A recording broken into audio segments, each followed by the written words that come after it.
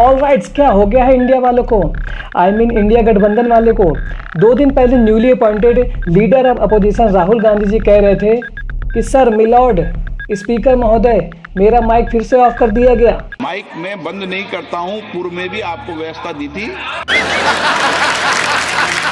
मुझको तो बोलने ही नहीं दिया जा रहा है, संविधान खतरे में है, लोकतंत्र भी खतरे में है। ठीक है, उनकी बात मान ली कि उनको पार्लियामेंट में बोलने नहीं दिया जा रहा है, ठीक है, मान ली उनकी बात। लेकिन जितने समय तक राहुल गांधी जी ने पार्लियामेंट में अपनी स्पीच दी, उस टाइम पीरियड में मोदी जी और उनके सभी नेता 99% तक उनको बहुत ही शांति से सुन रहे थे।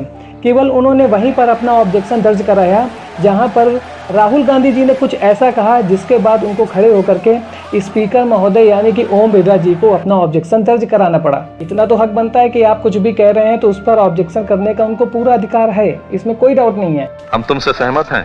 लेकिन विपक्षी वालों ने क्या किया, विपक्षी दलों का जो इंडिया गठबंधन है उन्होंने क्या किया, वो देख करके तो आप और सुन करके तो बिल्कुल ही परेशान हो जाएंगे। जब प्रधानमंत्री मोदी जी ने बोलना शुरू किया पार्लियामेंट में तो विपक्षी दलों ने क्या करना शुरू कर दिया, उन्होंने शुरू कर दिया शोर मचाना, और इतना शोर कि आम आदमी उसको सुन करके पागल हो जाए, कान फट जाते हैं आपके, इतना शोर हो रहा था पीछे। देखते हैं इस वीडियो में। इतना शोर को सुनने के बाद मैं इंडिया गठबंधन वालों से केवल यही कहूँगा कि अरे भाइयों, आपको जनता ने भेजा है जनता की आवाज़ बनने के लिए, ना कि वहाँ पर शोर मचाने के लिए। जब आपने अपनी बात रख ली है तो अब आप प्रधानमंत्री मोदी जी को तो सुन लीजिए, वो तो सत्ताधारी पार्टी के लीडर हैं, उनको तो सुनना बनता है आपको। इतना शोर आप क्यों मचा रहे हो? लोकसभा चुनाव के पूरे चुनाव प्रचार के दौरान आप यही चिल्ला रहे थे कि संविधान खतरे में है, लोकतंत्र खत्म हो जाएगा, बीजेपी वाले संविधान पूरा बदल देंगे। सॉरी। और जब जनता ने आपको जिता करके पार्लियामेंट में भेज दिया है तो आप संविधान बचाने के बजाय वहां पर खुद ही संविधान को खतरे में डाल रहे हैं, इतना शोर मचा करके। तो जिस काम के लिए आपको जनता ने भेजा है वो तो आप कर ही नहीं रहे।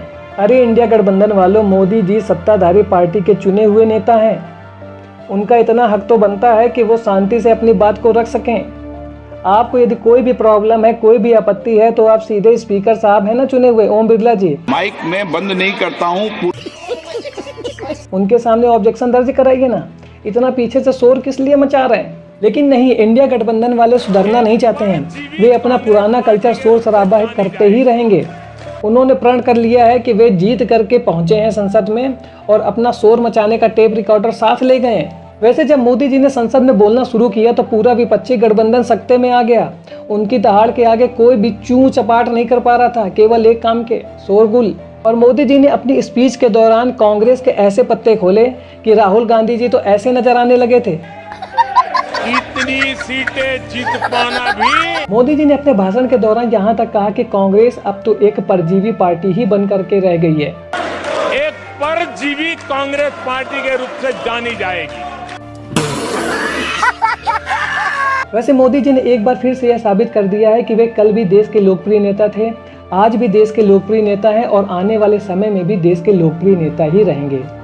अब विपक्षी दल यानी कि इंडिया गठबंधन और राहुल गांधी को और ज़्यादा मेहनत करने की ज़रूरत है कि वे आने वाले समय में मोदी जी को एक कड़ी टक्कर दे सकें। अब आगे की कहानी अगले एपिसोड में देखेंगे, तब तक के लिए थैंक्स फॉर वॉचिंग।